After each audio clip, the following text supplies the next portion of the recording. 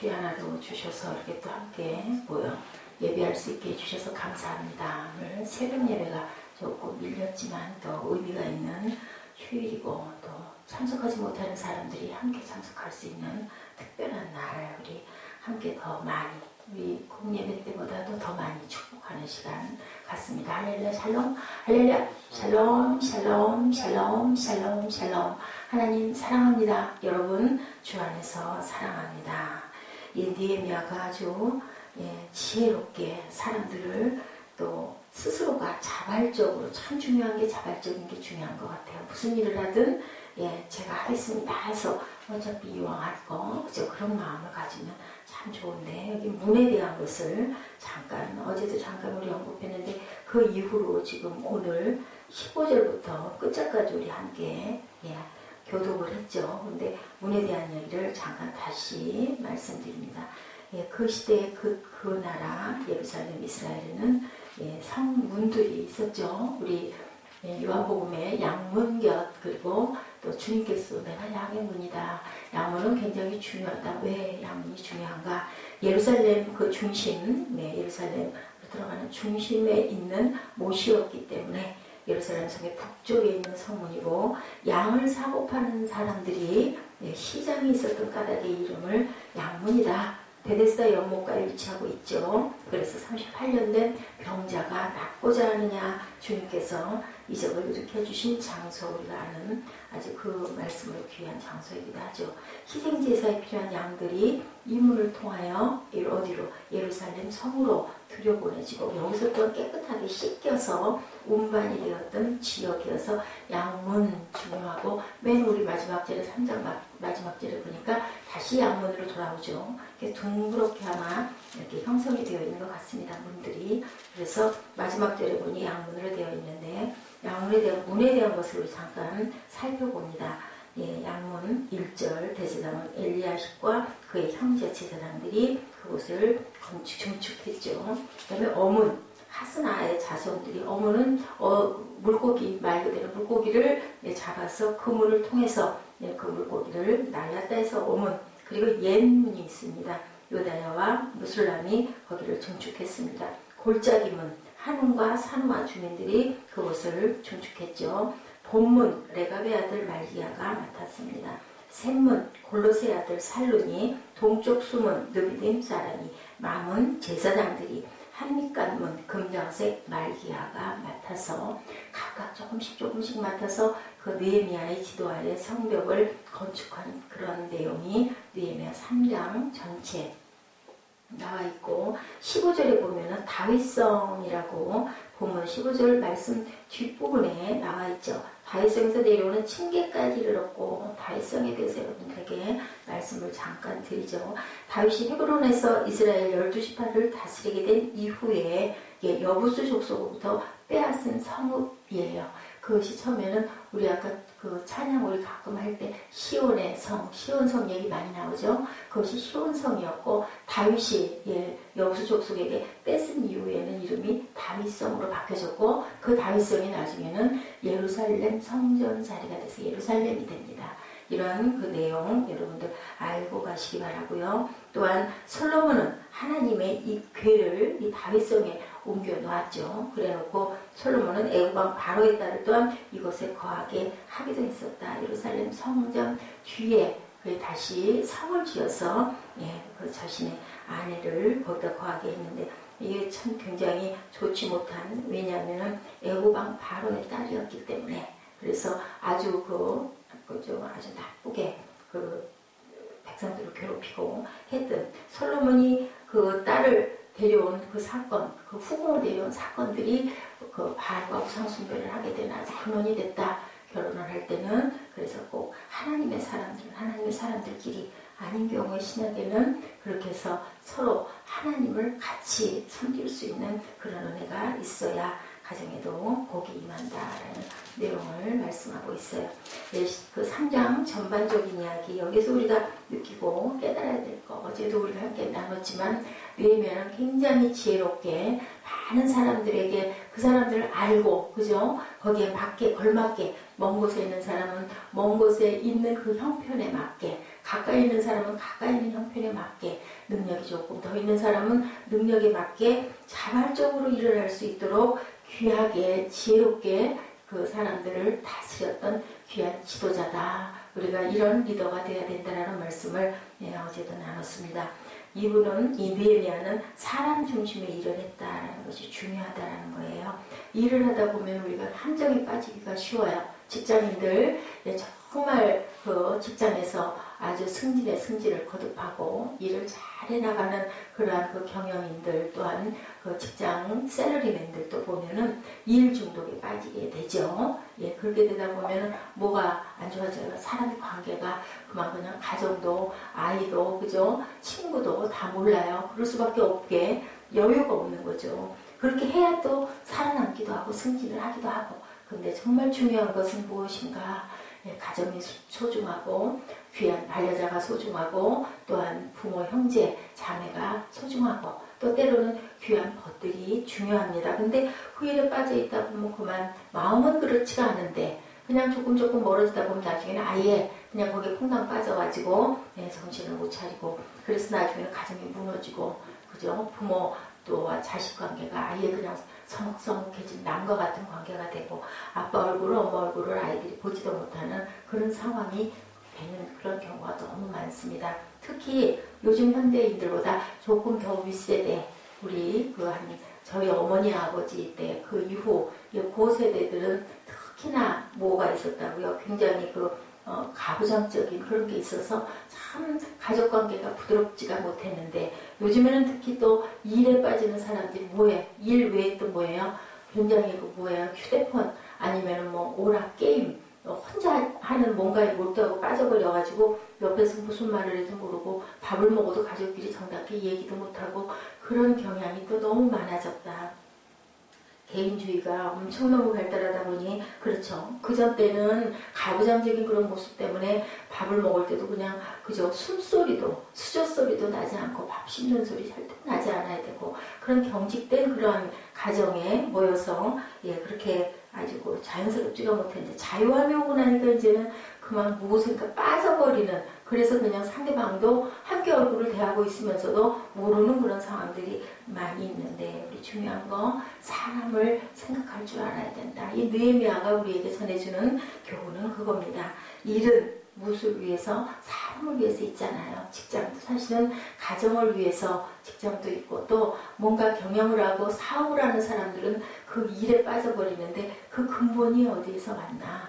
가정에서, 그저 아내와 함께 결혼을 해서 이루어가면서 뭔가를 성취하기 위해서, 또 그렇죠. 또 학문에 빠진 사람도 마찬가지죠. 근데 그만 자칫 잘못하다 보면은 주객이 전도돼 버리는, 바뀌어 버리는, 나는 이것과 살 거야. 지금 우리 주변에도 그런 경우가 있습니다. 근데 어저께 잠깐 그런 생각이 들더라고요. 우리 아이에게 뭔가를 자꾸, 요즘은 아주 제가 잔소리꾼이 되어 있습니다. 말이 많아져가지고 있죠. 많은 중에 더 많아져 버릴 수밖에. 왜냐하면 계속 반복을 하기 때문에. 그래서 얘기를 하다가 그런 얘기를 문득 생각이 든 거야. 오, 그래. 오락에, 도박에, 그죠? 그런 나쁜 것에 빠진 것보다는 차라리 낫네. 제가 그런 생각을 했습니다. 그죠? 그래도, 그죠? 성경을 연구한다고, 책을 만든다고 빠져있으니, 오히려 그것보다는 그래도 차라리 낫다. 오락에 빠져있고, 도박에 빠져있고, 술 중독에 빠져있고, 마약에 빠져있고 한 사람들은 그보다 더 완악하지 않겠어요? 아주 그냥 더 나쁜 사람들 어때요? 자기 도리를 안 하는 것도 그건 아예 기본이고, 거기다 더 얹어서 있는 것 다 주워 내가다 팔고, 폭력도 불사하고, 그죠? 먹을 거 내가 바쳐라 하는 사람들도 얼마든지 있을 건데, 제가 그 생각을 했습니다. 그래서 절대라는 것은 없고, 더 극심한 경우를 우리가 생각하고 감사도 해야 되겠다. 잠깐 옆길로 갔는데, 일은 사람을 위한 것이고 그 일은 대개는 다수의 사람을 위한 것인데, 그러다 보니 일은 명분이라는 것을 갖고 있죠. 그런데 잘못하다가는 일이라는 것이 무소불위의 힘을 가지게 돼서 주객이 전도되어 사람들을 오히려 일로 인해 억압하는 그러한 경우도 있다. 느헤미야는 성벽 건축이라는 절대 명분의 일을 하고 있었지만 그 일로 사람을 절대 억압하지 않았다는 겁니다. 일의 편에 서서 권위로 일하지 않았고 철저히 사람의 편에 서서 일을 했다. 이 얘기는 엄청난 배려를 잘했다. 그러다 보니까 이 느헤미야의 모든 사람들이 다 순종하고 존중하고, 그리고 그럼 일이 어떻게 될까요? 잘 되고 기쁘게 진행이 됐겠죠. 자발적으로 하게 됐으니까. 그리고 그 성벽 건축은 뭐예요? 하나님의 전에 대한 그 성벽이다 보니까 더 열심히 그죠? 그 사랑을 가지고 일을 했을 것 같아요. 베냐민과 학습이 자기 집 맞은편 부분을 증수하였고, 쭉 이렇게 건축한 부분의 것들이 쭉 이렇게 골고루 나와 있죠. 23절에 보니. 그 다음은 아나니아의 손자 마아세야의 아들 아사랴가 자기 집에서 가까운 부분을, 자기 집에서 가까운 부분을 하게 해주면 무조건 너 여기 너 여기 너 여기 당신 여기 이게 아니라 그 지형도 살피고 있는 것도 살피고 해서 이렇게 일을 나눠줬다. 사람에 대한 충분한 배려를 했다. 그 사람을 알고 소화했다는 거예요. 모든 사람들은. 물론 처음 일은 제사장들이 양문을 건축하게 한 것도 일하는 사람들 중심으로 일을 짰다라고 증거하고 있습니다. 만약 그들에게 다윗의 묘실을 만약에 묘지를 건축하도록 했다면 일을 하기는 했어도 기꺼운 마음으로 하진 않았을 것이다. 그런데 성벽 재건이었기 때문에 더 기꺼이 했을 것이다. 그 사람 중심으로 일을 하면 많은 문제들이 또 생기죠. 사람 중심은 겉으로는 공평함이 없어 보일 수도 있습니다. 왜냐하면 연약한 사람도 있고 힘이 많은 사람도 있고 돈이 많은 사람도 있고 가난한 사람도 있고 멀리 사는 사람도 있고 그죠? 가까이 사는 사람도 있고 시간이 좀 여유가 많은 사람도 있고 없는 사람도 있고 한데, 그것들을 다 배려하다 보면 어떤 사람 마음에는 공평치 못하다. 뭐예요? 그 포도원에 일하러 갔을 때 새벽에 간 사람도 있고 저녁에 간 사람도 있는데 보수는 똑같이 주니까 공평하지 못하다고 항의했죠. 그랬더니 당신들에게 약속한 게 내가 한 데나리온 주기로 했는데 내가 안 줬느냐라고 얘기를 합니다. 그거 누구 맘이다? 주인 맘이다. 이렇게 얘기를 하죠. 그렇기 때문에 항상 보면 사람에 대한 우리가 그 배려를 하다 보면 편애를 한다는 소리를 듣게 되죠. 심지어는 우리 조그마한 교회에서 아이들 몇 명인데도 그 얘기가 벌써 막 나돌 정도로 누구는 뭐 금딱지고 누구는 은딱지고 누구는 찬밥이야 이런 말이 아이들 중에 돌 정도로 사람을 들여다보다 보면 그렇게 돼요. 그런데도 불구하고 느헤미야는 일 중심이 아니라 사람 중심으로 일을 했다. 여러 가지 사건과 일이 많은데도 불구하고 사람 중심 일은 뭐를 발휘하기 때문에? 효과를 발휘하기 때문에. 그 사람과 친해져가지고 그 사람에게 뭔가 부탁했을 때 우리 어때요? 아유 그거 좀 내가 껄끄러워도 들어주게 되잖아요. 근데 그 사람과 관계가 안 좋아. 나빠요. 그러면 해줄 것도 너 한번 혼나봐라 하고 안 해주는 경우가 많다라는 거죠.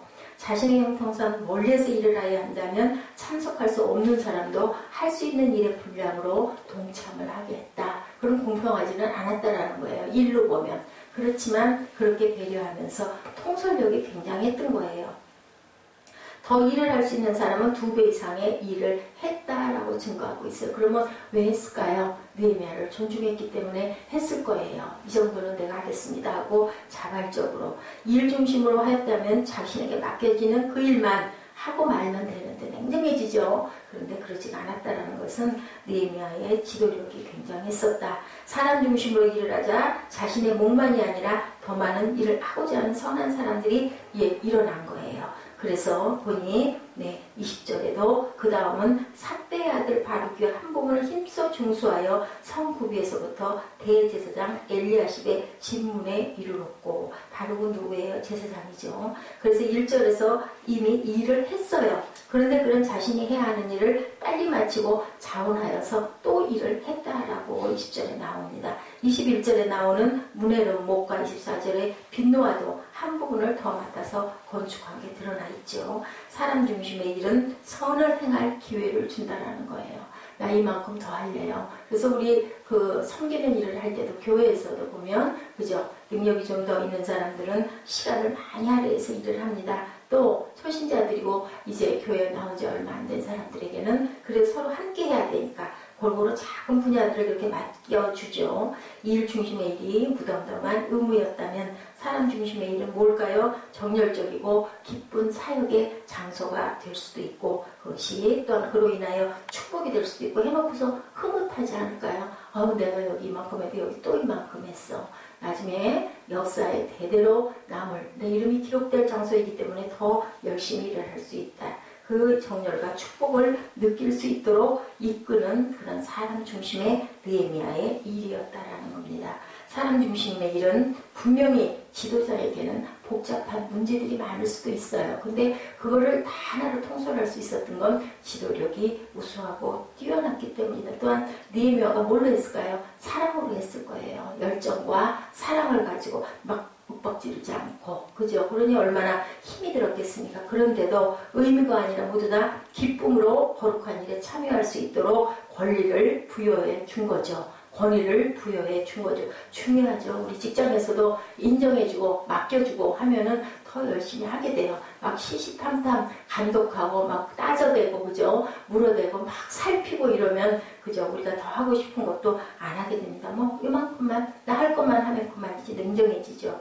의무로서가 아니라 기쁨으로 거룩한 일에 참여할 권리를 갖게 해주고, 기회를 지도자들이 빼앗아 버려서는 안 된다. 그렇게 배려할 줄 알아야 된다는 것을 우리가 이 느헤미야서 3장 지도력을 통해서 배우는 일입니다.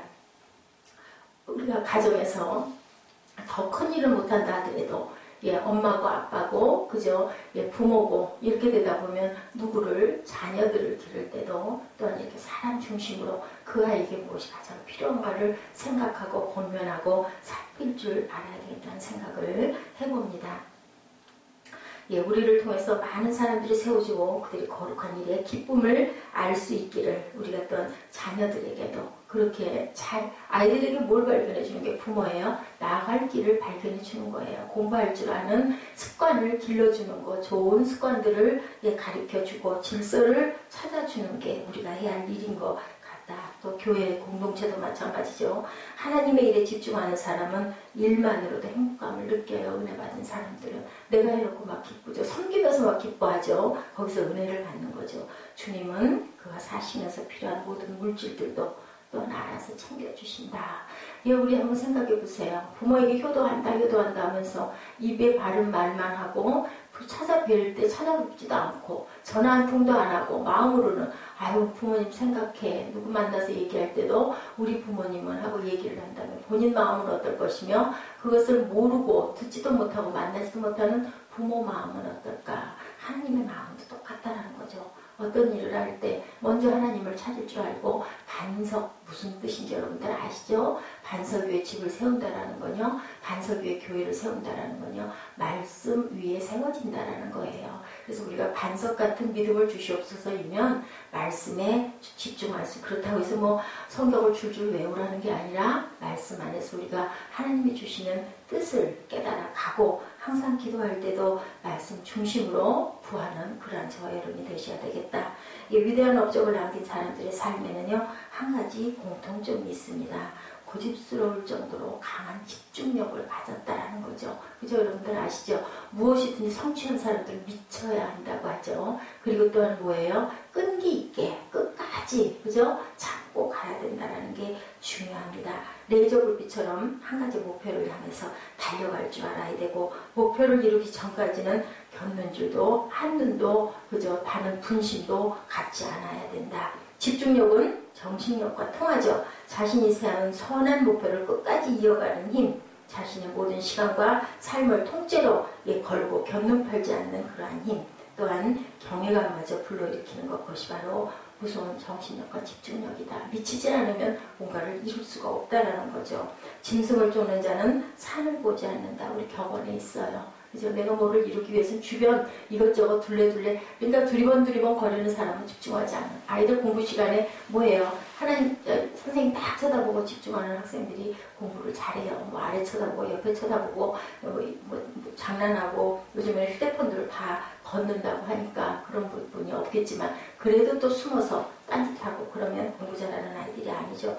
공부 못하는 아이들 한 자리에 가만히 안 앉아있죠. 잠깐 앉아있다 물 마시러 가고 화장실 가고, 그죠? 왔다 갔다 하고 뭐 찾으러 가고, 그러다 보면 공부할 시간이 없다라는 거죠.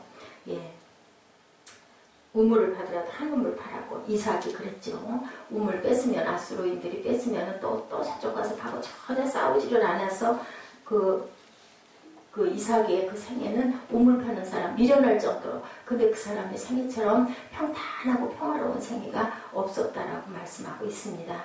옛날에 저 어렸을 때 제가 농구를 중학교 때 잠깐 했어요. 그때 그 박신자 그 선배 아주 대단하게 아주 국위를 선양, 그때는 정말 뭐 외국 나간다라는 게 아주 정말 어려운 한대 별 같은 별따기 같은 그 농구로 그래가지고 외국 가가지고 최우 수상을 개인적으로도 받고 돌아왔을 때 공항에서 기자들이 질문합니다. 후배들과 또 그 농구 선수들에게 뭐라고 좀 전해주실 수 있는 말이 없습니까? 했을 때 이 박신자 선배가 그런 얘기를 했어요. 미쳐야 합니다. 한 가지에 미치는 것밖에 없습니다. 근데 그 미치는 게 그냥 미쳐지나요? 그죠? 거기에 빠져야 미쳐지니까 일단은 뭐예요? 옷 벗고 들어가야죠. 퐁당 뭐하고 우선 각오하고 다짐하고, 그리고 내가 정말 잘할 수 있는 일인지도 살펴보고 기뻐할 수 있는 일인지도 살펴보고. 그런데 여러분들 과정에서 그게 달콤하고 그저 편안하고 안락하고 그랬을까요? 박신자 선수 같은 경우에 그랬을까요? 피나는 훈련과 노력이 있죠. 그죠? 발레리나들 발이 어떻다고요? 볼 수가 없죠. 그죠? 그만큼 훈련을 해야 되는 거죠. 간단한 얘기인 것 같지만 남들이 이런 거 보면 그냥 금방 어떻게 저 사람 저렇게 유명한 사람인데, 그치만 그 뒤안길을 바라보면 우리들 보는 연예인들 그죠? 아주 번쩍번쩍 너무 아름답잖아요. 스타들 또 탤런트들, 우리 어린 그 아이들이 굉장히 집중하고 좋아하는 그런 스타들, 가수들 정말 피나는 훈련을 해서 브라운관에 나와서 뜨는 거죠. 그것도 또 누가 함께 하셔야? 하나님이 함께 하셔야. 요즘에는 크리스찬들이 참 많이 자기를 잘 드러내죠. 하나님의 영광을 기뻐하면서 감사하는 것을 어떤 그 공공 자리에서도 잘 합니다. 세계 나그네라고 불렸던 김참산 씨가 아프리카에 갔을 때 수바이처 박사를 만났는데요. 물었어요. 박사님, 성공의 비결이 뭡니까? 이분이 조용하게 말씀하시니 바로 한 우물을 파게. 우리나라에도 그런 말 많이 하죠. 한 우물 파라는 소리 많이 합니다. 한 가지 일에만 몰두하는 일, 성공의 비결이다. 신앙이든 교육이든 사업이든 그죠? 미친 사람이 성공한다. 그런데 무슨 중심으로? 사람 중심으로. 내 아내와 내 남편과 내 가정과 또 특히 위에 하나님을 모시고 한 우물을 잘 파나가셔서 성공을 하시는 저 여러분 되시기를 주님의 이름으로 축복합니다. 우리가 선을 행하되 낙심하지 말지니 포기하지 아니하면 때가 이름에 거두리라. 갈라디아서 6장 9절 말씀이죠. 아주 공부를 못한 그 조리 명인 1호인 김용중이라는 명인은요, 금탑 산업 훈장을 받은 조리계의 스타라고 합니다. 대한민국 명인이자 훈장까지 받게 된 비결에 대해서 사람들이 물었어요. 그랬더니 아무 말도 안 하고 나의 이력을 보십시오 하고 내밀었는데, 그 사람의 이력이 어떻게 돼 있냐면 초등학교 졸업하고 13세 때까지 남의 집에서 머슴살이하고 닥치는 대로 허드렛 일을 하고 우연한 기회에 라이온스 협회 식당에 취직을 했어요. 그 이후에 40년 동안 요리에만 전념을 했다고 합니다. 그러면서 그분의 마지막 얘기는 그랬대요. 40년간 요리만 했는데 못할 수가 있겠습니까? 그 사람의 아주 명답이었다고 합니다. 하루에 3시간씩 10년만 같은 일을 열심히 하면 1만 시간만 투자를 하면 그 일에는 달인이 된다. 그것이 1만 시간의 법칙이라고 합니다. 많은 40년이라는 시간 투자했는데 광야 몇 년이요? 40년 동안이라고 하죠. 38년 동안은 한 곳에서 그냥 여기가 좋사옵니다 하고 머물다가 마지막에 하나님이 가라는 가나안, 무슨 뜻일 것 같으세요 여러분들? 우리 인생이 그렇다라는 거죠. 딴일 실컷 하고 막바지에 하나님의 나라에 들어가는데, 여러분들 한 살이라도 젊을 때 하나님을 자주 만날 수 있는 기회, 아예 딱 퐁당 성전에다가 앉혀놓는 그 하나님의 깊은 뜻을 여러분들 기억하시고 그것을 기뻐하고 감사할 수 있는 은혜가 임하시기를 주님의 이름으로 축복합니다. 기도하시겠습니다.